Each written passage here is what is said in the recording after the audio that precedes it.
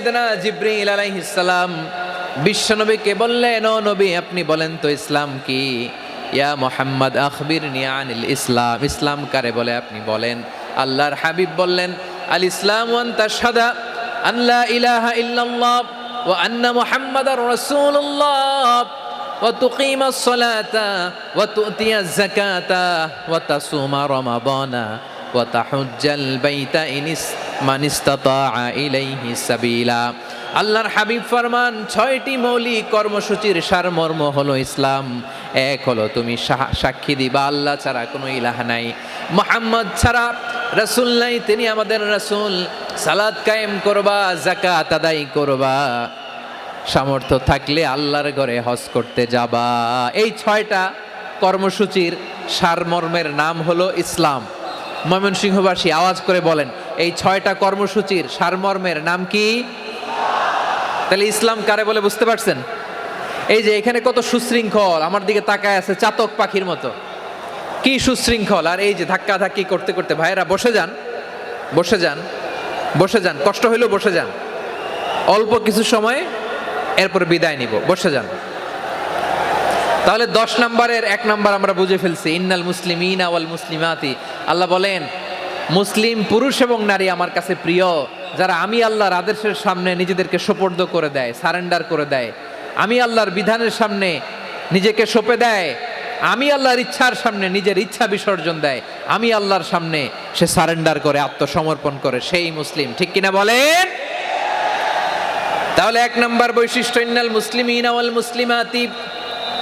এরপরে আল্লাহ বললেন ওয়াল মুমিনিনা ওয়াল মুমিনাতি, বিশ্বাসী নারী এবং পুরুষ, আত্মসমর্পণকারী নারী এবং পুরুষ যেমনি আল্লাহর কাছে প্রিয়, ইমানদার পুরুষ এবং নারীরাও আল্লাহর কাছে প্রিয়। পড়েন সুবহানাল্লাহ।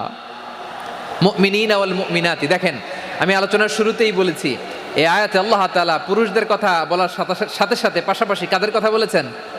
নারীদের কথা। আওয়াজ করে বলেন, কাদের কথা? হ্যাঁ, নারীদের কথা বলেছেন। এজন্য মুমিনিনা ওয়াল মুমিনাতি, আল্লাহ ইমানদার পুরুষদের যেমনি পছন্দ করেন, ইমানদার নারীদেরকেও তিনি পছন্দ করেন। ঈমান মানে হচ্ছে স্বীকৃতি দেওয়া। ঈমান মানে স্বীকৃতি দেওয়া। কিসের স্বীকৃতি? বিশ্বাসের স্বীকৃতি। কিসের? মাশাআল্লাহ, বিশ্বাসের স্বীকৃতি। এই পৃথিবীতে বিশ্বাসের দাম বড্ড বেশি। এই পৃথিবীতে সবচেয়ে দামি জিনিস কি? বিশ্বাস। বিশ্বাস ছাড়া এই জগৎ চলে? স্বামী স্ত্রীর সম্পর্ক কিসের উপর টিকে থাকে বলেন তো? হ্যাঁ, বিশ্বাসের উপর টিকে থাকে। স্বামী স্ত্রীর সম্পর্ক টিকে থাকে বিশ্বাসের উপর। আচ্ছা, পার্টনারশিপে যারা ব্যবসা করেন, পার্টনারশিপের বিজনেস, এটা টিকে থাকে কিসের উপর? বিশ্বাসের উপর। এই জগৎটাই চলে বিশ্বাসের উপর। বিশ্বাসীরা এই পৃথিবীতে না থাকলে আল্লাহ এই পৃথিবীও টিকায় রাখতেন না। একজন বিশ্বাসী এই পৃথিবীর বুকে বেঁচে থাকলে আল্লাহ তাআলা এই পৃথিবী ধ্বংস করবেন না। চিল্লায় পড়েন আল্লাহু আকবার। এই পৃথিবীর সবচেয়ে দামি বস্তু বিশ্বাস, সবচেয়ে দামি। বিশ্বাস দিয়ে এই পৃথিবী চলে। এজন্য জ্ঞানীরা বলে, বিশ্বাসে মিলায় বস্তু তর্কে বহুদূর। বলে না? বিশ্বাসে মিলায় বস্তু তর্কে বহুদূর। বিশ্বাসে এই পৃথিবী টিকে থাকে। আচ্ছা দেখেন, ঢাকা থেকে একজন লোক কক্সবাজার যাবে। প্রিয় ময়মনসিংহবাসী আওয়াজ করে বলেন, কই যাবে? ডবল ডেকার বাস আছে না, যেগুলোতে ঘুমায় ঘুমায় যাওয়া যায়। তো দেখবেন অনেক প্যাসেঞ্জার বাসে উঠে আস্তে করে ব্ল্যাঙ্কেট নিয়ে, কম্বল নিয়ে ঘুম দিতেছে। ঘুম দেখেন তার কি বিশ্বাস ড্রাইভারের উপরে। এই বাস তো তারে চালাইতে চালাইতে নওগাঁ নিয়ে যেতে পারে, এই বাস তো তারে নিয়ে পঞ্চগড় ছেড়ে দিতে পারে, কিন্তু তার কোনো টেনশন নাই। সে দেখবেন ব্ল্যাঙ্কেট নিয়ে, কম্বল নিয়ে দিছে জনমের ঘুম। এর কারণ তার বিশ্বাস আছে যে সকালবেলা এই বাস কক্সবাজারেই পৌঁছবে। দেখেন বিশ্বাসের কত দাম। ঢাকা থেকে জেদ্দা ওমরা করতে যারা যান, দেখবেন 40,000 ফিট উপরে বিমানে অনেকে কম্বল চাপা দিয়ে ঘুম দিতেছে। ঘুম। এই বিমান 40,000 ফিট উপর দিয়ে পাইলট চালায়া এটাকে আফ্রিকার জঙ্গলে নিয়ে যায় নাকি ভারত মহাসাগরে নিয়ে যায়, তার কোনো টেনশন নাই। সে ঘুম, কারণ তার পাইলটের উপর, এই এয়ারলাইন্সের উপর বিশ্বাস আছে যে সকালবেলায় এটা জেদ্দা আন্তর্জাতিক বিমানবন্দরে ল্যান্ড করবে। ঠিক কিনা বলেন? বাবা বাবা তার কলিজার টুকরো সন্তানকে, ছোট্ট ছেলেটাকে দেখবেন মাঝে মাঝে আদর করে এরকম শূন্যে ছুঁড়ে মারে। আপনারা মারেন? ময়মনসিংহের বাবারা বাচ্চাদের সাথে এরকম মজা করেন না? তো উত্তর দেন না কেন? আপনারা করেন? বাবা তার সন্তানকে, ধরেন ছোট্ট মেয়েটাকে আদর করে কোলে তুলে এরকম শূন্যে ছুঁড়ে মারে, তো মেয়েটাকে শূন্যে ছুঁড়ে মারলে দেখবেন মেয়েটা খিলখিল করে হাসে, খিলখিল করে হাসে। ও যদি নিচে পড়ে ওর হাতও ভাঙবে, পাও ভাঙবে, তারপরেও হাসে। কেন হাসে? কারণ মেয়েটার বিশ্বাস আছে যে আব্বু আমারে ছাড়বে না, আব্বু আমাকে ঠিকই ধরে ফেলবে। চিল্লায় বলেন ঠিক কি না? ও আমার প্রাণের ময়মনসিংহের ভাইরা, এই জমিন চলে বিশ্বাসে। বিশ্বাস এই পৃথিবীর সবচাইতে দামি সম্পদ। এজন্য একজন বিশ্বাসী জমিনের মধ্যে বেঁচে থাকলে এই জমিনের উপর আল্লাহ প্রলয়ঙ্কারী কিয়ামত দিবে না। এজন্য আল্লাহ বললেন ওয়াল মুমিনিনা ওয়াল মুমিনাতি, বিশ্বাসী পুরুষ এবং নারীকে আমি আল্লাহ বড্ড ভালোবাসি। তারা এমন ভাবে বিশ্বাস করে না দেখে বিশ্বাস। আল্লাহ বলছেন আল্লাযীনা ইউমিনুনা বিল গায়বি ওয়া ইউকিমুনাস সালাহ, আমার বিশ্বাসী বান্দারা না দেখে বিশ্বাস করে। অদৃশ্যের প্রতি তারা বিশ্বাস রাখে, না দেখে বিশ্বাসটাই আসল বিশ্বাস। ঠিক কিনা বলেন? আচ্ছা, বুঝে থাকলে উত্তর দেন। আমার হাতে 3টা চকলেট নিয়ে যদি আমি বলি এই যে আমার হাতে চকলেট, তুমি বিশ্বাস করো? আপনি তো বলবেন করি, কারণ চকলেট তো দেখা যায়, বিশ্বাস না করে যাবেন কই? কিন্তু আপনারা না দেখায়া 3টা চকলেট এরকম মুষ্টিবদ্ধ করে পিছনের দিকে নিয়ে যদি বলি বন্ধু আমার পিছনে ডান হাতের মুঠায় কিন্তু 3টা চকলেট আছে, বিশ্বাস করো? ও না দেখেও যদি বলে বন্ধু তুই যেহেতু বলছিস বিশ্বাস করি, যদি করে এটাই আসল বিশ্বাস। না দেখে বিশ্বাস করাটাই আসল বিশ্বাস। চিৎকার করে বলেন ঠিক কি না? এজন্য আল্লাহ বললেন না দেখে বিশ্বাস হলো আসল বিশ্বাস। অদৃশ্যের প্রতি বিশ্বাসকে বলে প্রকৃত বিশ্বাস। আল্লাযীনা ইউমিনুনা বিল গায়ব, আমার বান্দারা না দেখে আমি আল্লাহর উপর বিশ্বাস করে। এবার বিশ্বনবী বললেন 6টি মৌলিক কর্মসূচির সারমর্মের নাম যেমনি হলো ইসলাম, ঠিক তেমনি 6টি মৌলিক বিশ্বাসের বিষয়ের উপর ঈমান আনার নাম হলো বিশ্বাস। সুবহানাল্লাহ বলেন। 6টা মৌলিক বিষয়ের উপর যদি আপনি বিশ্বাস রাখেন এটা হচ্ছে ঈমান। সেটা কি? সাইয়েদনা জিব্রাইল বললেন ইয়া মুহাম্মদ আখবিরনি মাল ঈমান, ঈমান কারে বলে বলো। আল্লাহর নবী বললেন আন তুমিনা বিল্লাহ, আল্লাহর উপর ঈমান আনবা। কার উপর? আরো জোরে বলেন কার উপর? আল্লাহ নামটা আপনাদের ভাল লাগে? আল্লাহর জিকির যে করছেন কেমন লাগে? সবাই মিলে গলা ছেড়ে আল্লাহরে ডাক দেন তো, বলেন আল্লাহ। আরো জোরে আল্লাহ।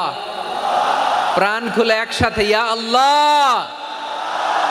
আল্লাহ নাম যতই জপি ততই মধুর লাগে, নামে এত মধু থাকে কে জানি তো আগে। আল্লাহ নাম যতই জপি, ও নাম জপে প্রিয়তম, ও নামে জপে মজনু সম, ওই নামে পাপিয়া গাহে হৃদয় গোলাপে বাগে। আল্লাহ নাম যতই জপি। সুবহানাল্লাহ বলেন। আল্লাহর নাম এত মধুমাখা নাম, এত জাদুমাখা নাম, সব নবীরা এই নামের জিকির করেছেন, সব আল্লাহর ওলিরা এই নামটি জপেছেন। এজন্য এই নাম জপলে হৃদয় শান্ত করে দেয় কে? এজন্য আওয়াজ করে আল্লাহরে আবারও ডেকে বলেন ইয়া আল্লাহ। বিশ্বনবী বললেন ঈমান মানে আন তুমিনা বিল্লাহ, আল্লাহর উপর ঈমান আনবা, ওয়া মালাইকাতিহি ফেরেশতাদের উপর ঈমান আনবা, ওয়া কুতুবিহি আল্লাহর পাঠানো কিতাবের উপর ঈমান আনবা, ওয়া রুসুলিহি রাসূলের উপর ঈমান আনবা, ওয়াল ইয়াউমিল আখিরি শেষ বিচারের প্রতি ঈমান আনবা, ওয়া তুমিনা বিল কদরি খাইরিহি ওয়া শাররিহি আল্লাহর দেয়া তাকদীরের উপর ঈমান আনবা। ঠিক কিনা বলেন? তাহলে এই 6টা মৌলিক বিষয়ের উপর বিশ্বাসকে বলে ঈমান। আল্লাহ ওই ঈমানদারদেরকে পছন্দ করে যাদের ঈমান এরকম মজবুত। আল্লাহ বললেন ওয়াল মুমিনিনা ওয়াল মুমিনাতি, ঈমানদার পুরুষ এবং নারীরাও আমার কাছে বড্ড প্রিয়। তাহলে আমার প্রিয় ভাইয়েরা, ইসলাম যেমনি বুঝেছেন সারেন্ডার, ঈমান মানে হচ্ছে বিশ্বাস, বিশ্বাসের স্বীকৃতি। এই বিশ্বাস না থাকলে ওই মানুষের কোনো দাম নাই। ঈমান ছাড়া নেক আমলের কোনো দাম নাই। ঈমান হলো সংখ্যার মতো, নেক আমল হলো শূন্যের মতো। বুঝে থাকলে উত্তর দেন। ঈমান কিসের মতো? কথা বলে না, বুঝে নাই বোধহয়। ঈমান কিসের মতো? সংখ্যা। আর নেক আমল শূন্য। আচ্ছা, আপনি ঈমান আনেন না, ঈমান ছাড়া খালি নেক আমল, তাহাজ্জুদ, নামাজ, রোজা, জিকির, আজকার, এক এক ইবাদতের কারণে খালি শূন্য পাইতেছেন। শূন্য পেতে পেতে পেতে পেতে হাজারটা শূন্য। এটার কোনো দাম আছে? কথা কয় না, দাম আছে। কিন্তু আপনি ঈমান আনার পর একটা সংখ্যা পেয়ে গেলেন, এক। এবার নেকামল করলেই একের পাশে শূন্য বসে গেলে কত হয়? 10। এবার আবার দান করলেন, আরেকটা শূন্য পাইছেন, কত হইছে?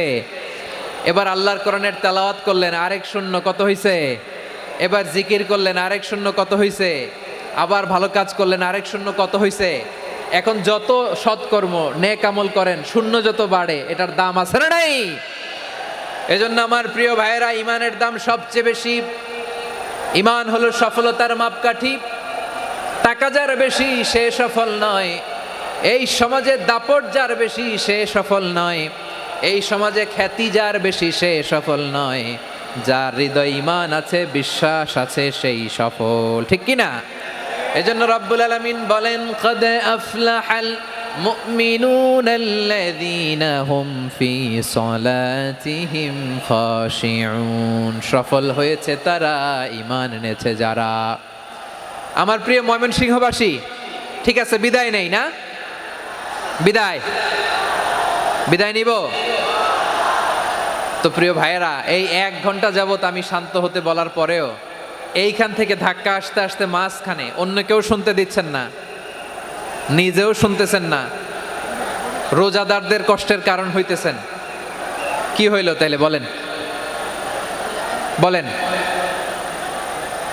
ময়মনসিংহের জেনজি এরকম করলে হবে? এটা তো জানি আমরা, লোক হয়ে গেছে বেশি, ধারণ ক্ষমতার চেয়ে লোক বেশি।